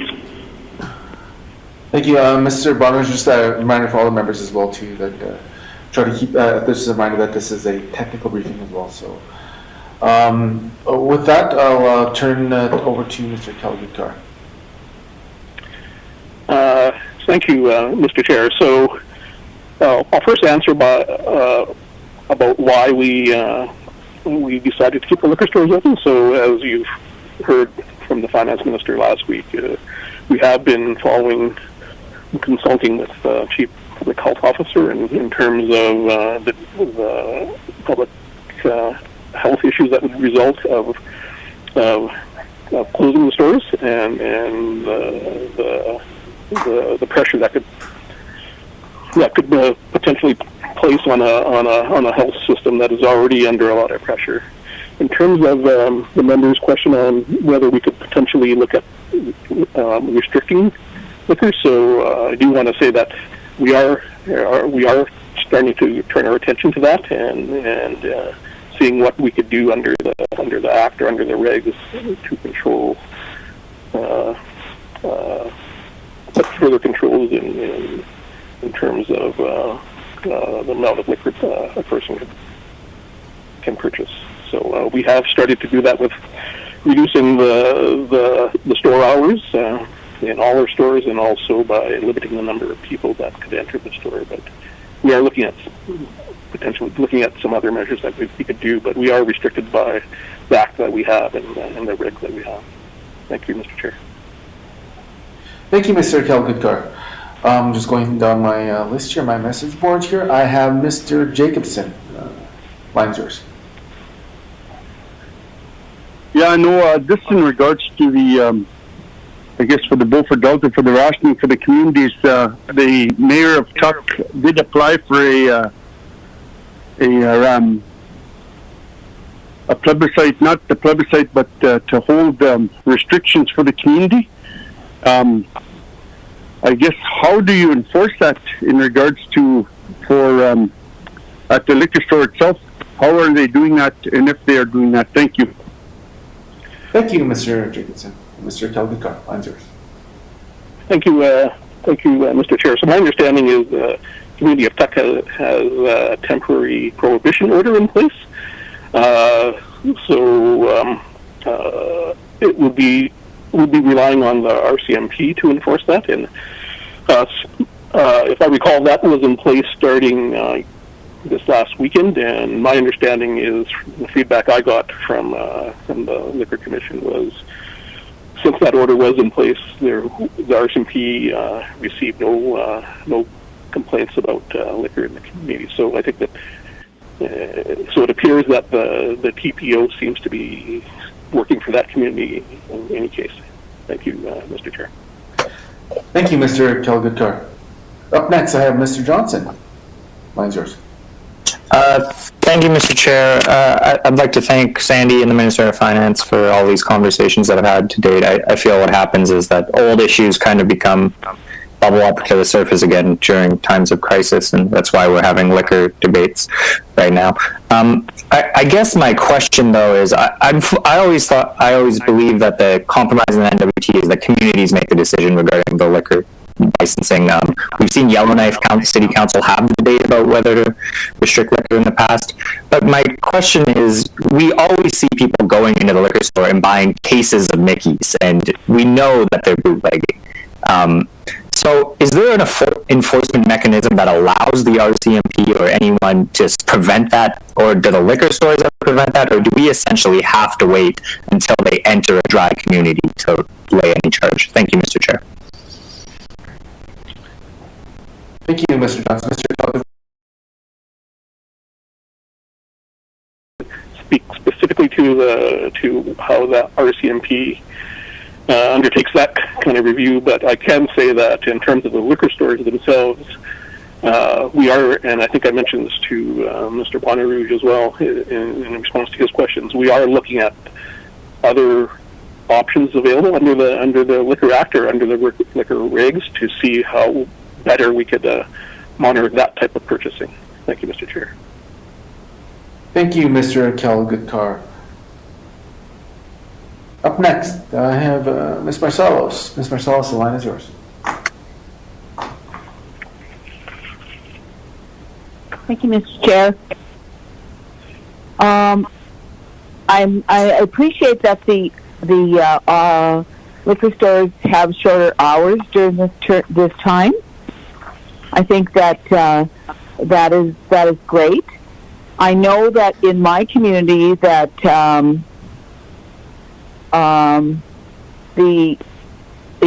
municipality will have to make that arrangement if they want rationing or anything like that, and I haven't heard that they do, so I really don't have a lot of comments on this right now, but I know just basically that liquor is a problem in all communities. It's a legal drug. It's just because it's legal and we make lots of money on it, it's still a drug. And I think that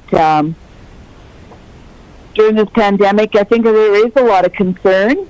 I mean, I have all my own personal concerns, but I also have to ensure that we have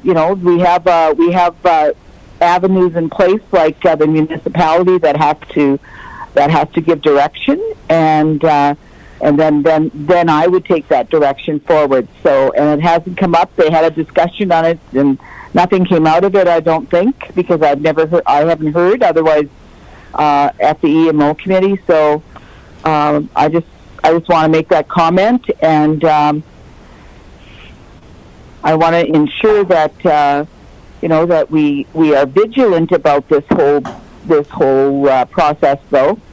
I mean, and even if you have to shorten the hours a little bit more, that's okay too, if you can't go to direct rationing, because it is a problem within the communities. It's the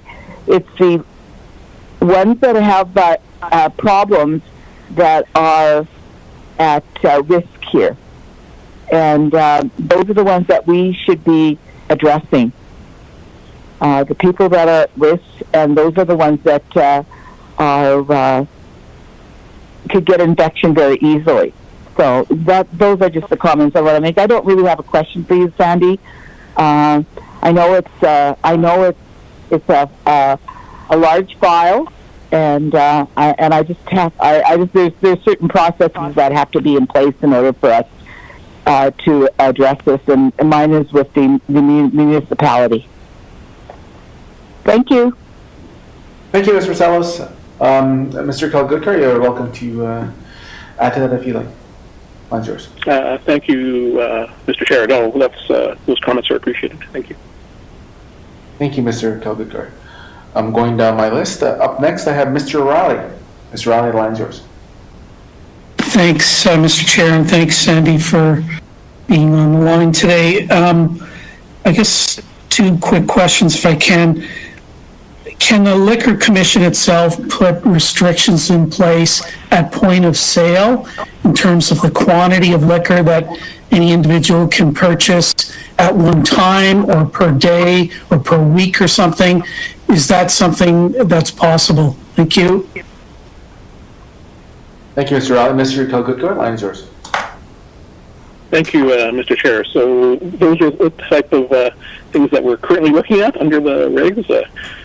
What we're finding is we're working with a fairly old act, and it's providing a bit of challenges for us. So, but we are looking at restrictions like that. Thank you, Mr. Chair. Thank you, Mr. Kalgutkar. Just give me a minute here. I'm just making a note. And up next, I have Mr. Simpson. Mr. Simpson.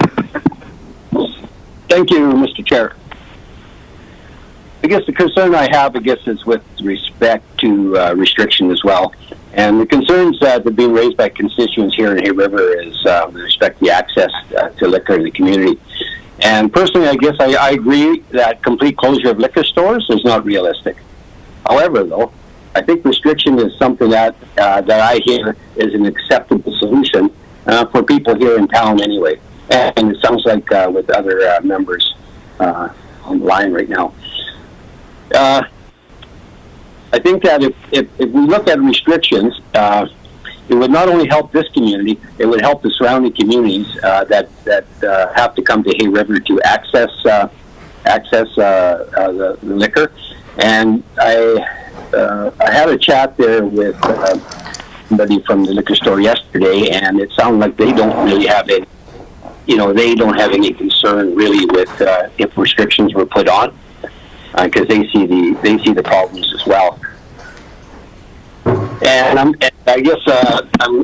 glad to hear that the government is looking at and considering, implementing restrictions. And what I would urge them to do is not overthink this, because by the time they come up with a decision, maybe it won't be needed anymore. So I would urge the government to find a quick way to implement the restrictions, and with restrictions in place and with shorter hours, I think most communities would be happy. And so I don't have any questions there. I guess it's more of a comment, and it's I just urge that the government consider implementing restrictions as soon as possible. Thank you, Mr. Chair. Thank you, Mr. Simpson. Mr. Kalgutkar. Thank you, Mr. Chair. So as I mentioned, we are looking at it. Thank you, Mr. Chair. Thank you. Mr. Riley, you had one quick question? Sure, Chair, and I want to encourage Sandy and the department to look at implementing restrictions at point of sale quickly, as Mr. Simpson indicated. But the temporary prohibition orders are a pretty blunt instrument. Is the department minister looking at maybe giving communities additional authority to restrict possession, purchase of liquor, without having to go to a plebiscite? I know that would require legislative change, but is that something the department is considering? Because I'd like to certainly encourage it. Thank you, Mr. Chair. Thank you, Mr. Riley. Mr. Kalgutkar, line's yours. Thank you, Mr. Chair. As I think I mentioned earlier, that one of the things that is highlighted for me anyway, with all the issues about liquor, is that Liquor Act needs to be looked at right away, because it is archaic and it is old and it is not very responsive to to the needs of all the residents. So it does need to be looked at. But in terms of Mr. Riley's questions, so really the only avenues that we have now is to put a temporary probation order in place, and we are doing that concurrently. Like when one expires, another one is. Some communities have asked another one to be put in place right away. So, but obviously we can't. The more appropriate avenue to take is do a plebiscite to limit the quantity or the type of liquor that comes into the community. Obviously, holding a plebiscite in this environment is quite would be quite difficult, but I believe the Minister of Finance did indicate publicly last week that we would look at options on if a community didn't want to do it, how we could put one in place, but still respect the public health orders that are in effect right now. Thank you, Mr. Chair. And thank you, Mr. Kalgutkar. With that, we reached our end of Q&A.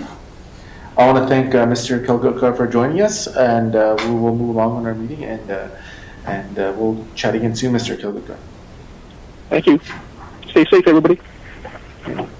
You as well. And moving along in our agenda is the Sobering Center. Miss Green, the line is yours. Disconnect, please.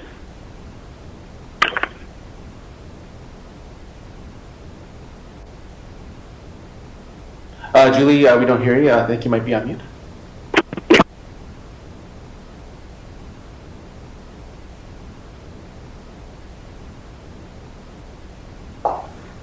Just give me a minute. I'll make a note here. They might be having some difficulties reaching. She's just redialing. Yeah. So we'll just ask for everybody's patience here, and we'll just get connected with Julie here, or Miss Green.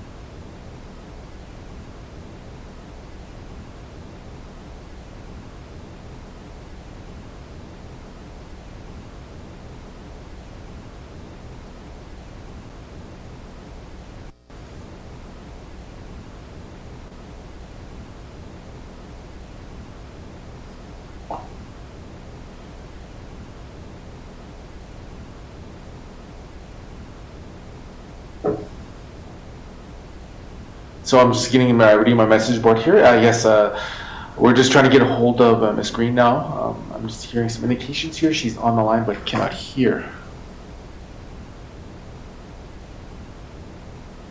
Okay, looks like she's on. Hi, Steve. Yes, I can hear you now, Miss Green. Go ahead, the line is yours. Okay, this is for the Sobering Center? Yes, it is. Okay, great. Thanks for listening to my concerns. So, the GNWT opened the Sobering Center in Yellowknife in September of 2018. Half the facility is a day shelter that provides essential services like food, bathroom, laundry, and so on. And the other side is the Sobering Center, where people who are heavily intoxicated go to sober up. And that side of the facility is under medical supervision, so that the paramedics there can decide whether it's safe to have the intoxicated person in the Sobering Center or whether they need to be in a hospital. So the Sobering Center is run by the Northwest Territories Disabilities Council. They have a second contract now. They're on the fourth year. I think it's the fourth year of operation. The executive director of the NWT Disabilities Council decided unilaterally that she was going to turn the combined center into an isolation center. And there would be 30 people who would isolate there, and they would spend their days in the day shelter side and their evenings on the sobering center side. So that was something that she decided and put into place at the beginning of this month. The result is that there was for a little while no day shelter, although that has been sorted out now, and it exists again at the Salvation Army. Although it doesn't have capacity for all the people who may want to use it, but it does exist. The sobering center no longer exists, and there hasn't been a replacement. There's been some talk by Health and Social Services about the shelters taking in people who are intoxicated, but the shelters have pushed back on that because they don't have the medical supervision, and they are not really set up to bring in people who are heavily intoxicated. The other problems that come out of that as a result of not having a sobering center is that people are once again calling the City of Yellowknife ambulance to come and pick up people who are passed out on the street and take them to the hospital. And the other thing that's happening is our CMP are picking up people who are intoxicated and putting them into cells. So everything that we had achieved with the sobering center day shelter in terms of providing services to the street population has now been put away. It doesn't exist in that same form. So what I'm seeking your support for is a motion to send to the Department of Health and Social Services that directs them to have the contractor return the sobering center and day shelter to its original functions as soon as this 30-day isolation is finished, which is the first week of May. I would like to see those services reestablished and the contractor to provide them. There are a number of housing options for people who are homeless, not only at the shelters, but the Aspen is open for self-isolation. If people are waiting for the test results, they can self-isolate at the Aspen. Everything they have is there, and they are in a one-bedroom apartment. So the housing piece of this isn't required as it's being provided at the sobering center. So once again, my motion is to say that we want the sobering center and the day shelter contractor to return those services to their original form as soon as the isolation period is over. Thank you. Thank you, Ms. Green.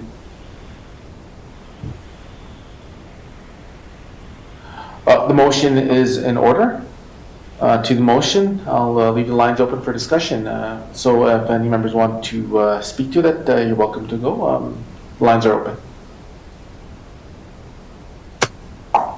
Thank you, Mr. Chair. Rylan Johnson here. I guess my concern is I don't feel my role as an MLA is to really get into the operations of how the Disability Council runs those centers.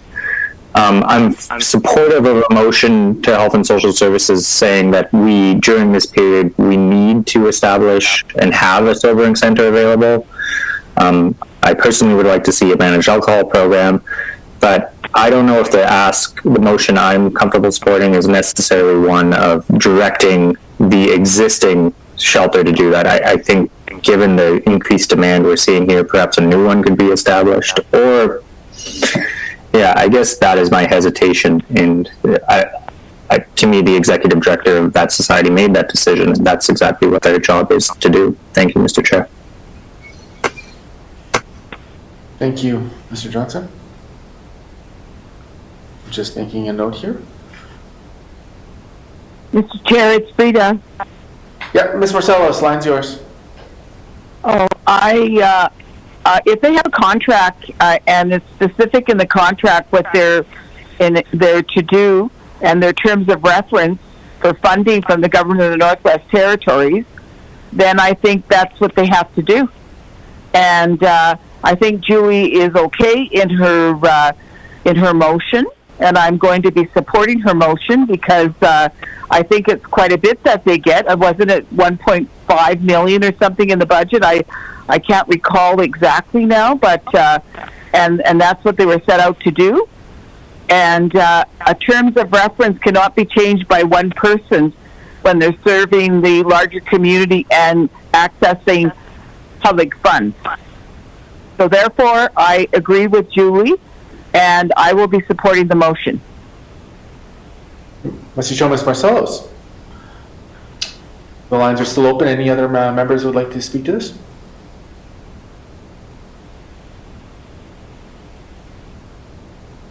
Ms. Cleveland, line is yours. Thank you very much, Mr. Chair. I agree with Ms. Marcellus that I'd like to know what the terms of reference is within the contract that was issued to the NWT Disability Council to be able to dictate what our expectations are. But I definitely agree that we need some type of a program and some type of a solution for people who require this kind of support, whether that's through the Sobering Center, a managed alcohol program, because I do think that as we reduce the availability of alcohol within communities, and as the orders of the Chief Public Health Officer are being held up in communities as well, where people are being told, you can't be staying at a home that you technically don't live in, we're going to see a lot more need for services from people for communities, and we know that the result of that will be an increased need in Yellowknife. And so I think preparing for that and making sure that we have our ducks in a row and solutions available here is really important. Thank you. Thank you. Up next, I have Mr. Bonrush. Thank you, Mr. Chair. The thought of a sobering center where I've seen on the other orders that they provide alcohol and cigarettes to the people that take advantage of that sobering center. The whole idea of a sobering center is kind of a strange idea to First Nations communities. And plus, we don't have one in our community. And also the notion that they always let us know that most of the residents are from the outlying communities. They're stating that because some of the communities are dry, they're gravitating towards Yellowknife to access liquor. And possibly to go to that center because you're providing them alcohol and cigarettes.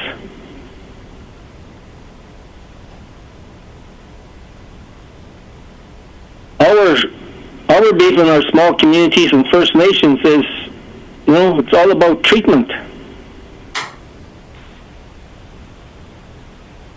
That's where moving forward we should focus our energies and look for concrete strategies on how we can combat that problem in Yellowknife, having the street people there from the outlying communities. And we need to look at how we can help them get back to their communities. I've stated that many times here. And we need the resources into those communities in order to accommodate getting the people back into the communities. I understand people are being released from the North Slave Correctional Center out into the streets of Yellowknife. They're not being sent home. That's another problem we have to look at, trying to fix. We can't allow that to keep happening. And we really have to look at treatment for these people that have addictions.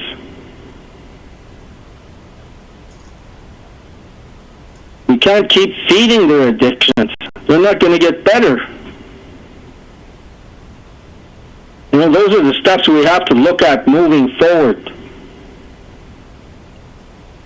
I'm not objecting to getting this motion going, but I I just wanted everybody to be aware of where I'm coming from and what I will be discussing a lot in the ledge moving forward. Merci. Mr. Joe, Mr. Marsh. Ms. Green, the line is yours. Yeah, thank you, Mr. Chair. So a couple of points of clarification. The first is that the contract for the combined center, which is the short form of the sobering center and the day shelter, provides for 12 hours of day shelter time and 24 hours of sobering center time a day. And it doesn't provide for any residential component. And so the contractor has broken the terms of the contract, and the department has acknowledged that privately, that the contractor has broken the terms of the contract. So what we need to do here is to get the contractor to provide the terms of reference that are outlined in the contract. The second thing is that in order to keep people who have alcohol addiction and tobacco addiction, both the sobering center right now, during the time it's working as an isolation center and only in this time, and the Aspen, where street people are being isolated while they wait for test results, both of those places are providing a managed alcohol program, and they are providing cigarettes. The point of this is to stop people from wandering, panhandling, stealing, and in other ways trying to acquire the money to purchase alcohol. And so the alcohol is being provided in measured doses at specific times of the day so that those cravings are met. This is not a party. There's not a party going on in association with this managed alcohol program. It's a form of harm reduction that they are using at this time, and which was one of our priorities. So that's I hope helpful to provide clarification. Thank you. Thank you, Ms. Green. Mr. Rowley, would you like to speak to this? Thanks. Yeah, I guess I'm trying to figure out what we need to do here, and I agree that there needs to be a sobering center function in Yellowknife, and if that's what GNWT contracted for, that's the service that should be provided. So I'm not sure that we need or even should go to the contractor to get that information. We should be getting it directly from the Minister of Health. So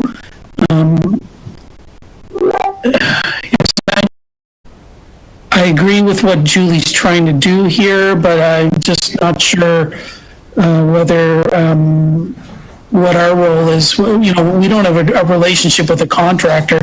That's DHSS. So our job is to make sure that the department makes sure that this service is available in Yellowknife. And so the motion should be to the minister. And I'm sorry, I don't have the wording in front of me, but that's what I think we should be doing. Thanks. Okay, Julie here. So what I can do is I can rework the motion for Friday's meeting, and if people have time, there's a complete email string between myself and the Minister of Health that outlines the major issues here and her responses. So that I think that will provide background for anyone who wants it. So what I'll do then is I'll ask Steve if I can put this back on the agenda for Friday, and I'll rework the motion so that it's directed to the Department of Health. And at that time, I'll be looking for your support. Thank you. Thank you, Ms. Green. Yeah, I was just going to speak to that, so we could get the staff to get the terms and distribute it amongst the members, and we could bring it back for discussion on Friday. Is that agreeable to the members? Yeah. Agreed. Agreed. Good.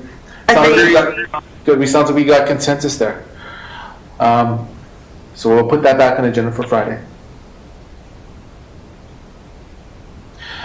And with that, we don't have any other items on the agenda. So what we can do is we can move to adjourn this meeting now. And actually, before we get to that, looks like Mr. Riley wants to say something. Mr. Riley, the line's yours. Thanks. So we're meeting on Friday. Can we just have a bit of an update from Mr. Rutland as to what's going to happen at the meeting on Friday? Thank you. Thank you, sir. Mr. Rutland. We're just currently trying to finalize the agenda for Friday.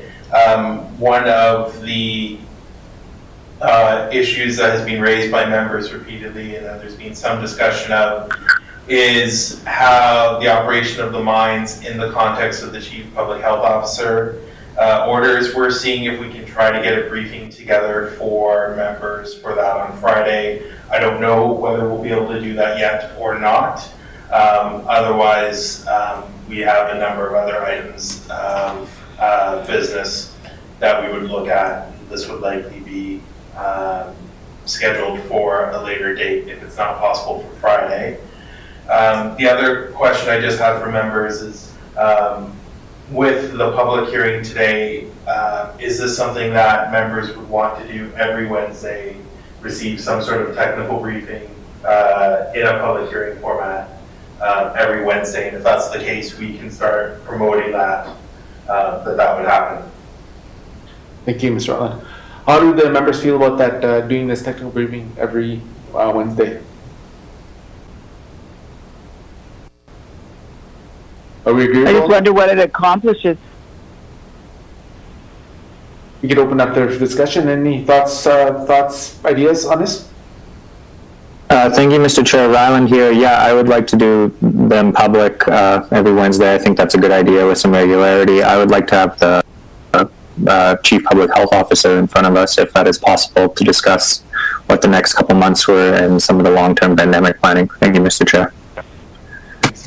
Ms. Marcellus, line's yours. Yeah, Mr. Chair, what is that going to accomplish? Like today, what are the outcomes? I mean, we don't do something just to be public. I mean, what do we want to accomplish by doing that? Thank you, Mr. Marcellus. For me, I think it'll be this, above all else, I think it'll keep us informed, and I think it'll keep the public informed, and having a public forum in this matter. Is there any other thoughts on this? Yeah, but even today, it was very general. The answers were very general, and the questions that were asked by even certain MLAs, they were passed on to say, go back to your community and ask the question there. So it's almost like, I mean, if you just want a stage to say that we're involved, and we are involved, everybody knows that at the local level. What are we accomplishing by doing this? If I just want to know the outcomes. I mean, I'm not one to just go on a public stage because I want to be on a public stage. I have to know what the outcomes are. Is it for communication, or is it, because we have certain avenues of communication. I mean, I communicate with my own community and with my EMO there, the whole committee, and they're doing an incredible job. The health center, and it's incredible what Fort Smith is doing. So I just want to know what we're going to accomplish by having a briefing of what they say they're doing all over again when we read it almost every time over and over again. And we ask questions to the ministers that we don't agree with, some of the stuff, and send the questions in. So what are we going to accomplish by having a public forum every Wednesday? I just want to know the outcome. If it's a thing that everybody wants, then fine. But, I'm just a little bit leery of that. Okay, thank you, Ms. Marcellus. I'm just looking at my message board here. a few members have mentioned that they didn't find the presentations useful. Steve, Ron here. Yeah, Ron, go ahead. Yeah, I agree with Frida. I think there's a few that we just didn't find this fruitful at all. I thought it would have been. But I guess maybe it's public, but regardless whether it's just a briefing to AOC itself in camera or else it's public, we're getting the same old blah, blah, blah, blah. My first questions, even I spoke at length, my preamble on the border checkpoints. I didn't get no answers. Nothing there. It's the same old, same old. The liquor questions that I had, preamble. I didn't get no answers to that either, you know? Okay, thank you. I think we're just at the AOC level, and then until something is very important that comes up, then we could consider public technical briefing again. Must be. Thank you. I'll just remind our members too that we're still broadcasting. We cut off on TV about 15 minutes ago, but we are still streaming on social media. So this sounds like it's turning into an in-camera discussion. I mean, if you guys want to go into camera, we can, and we can continue this discussion. Are the members agreeable? Yeah, I'd like to go in camera, Robbie. Okay. With that, anybody viewing, I want to appreciate everybody listening in, and we will be broadcasting in a couple of days, and I want to remind the public to stay safe out there, and hopefully we can continue this fight against COVID. Masicho, and we will chat soon.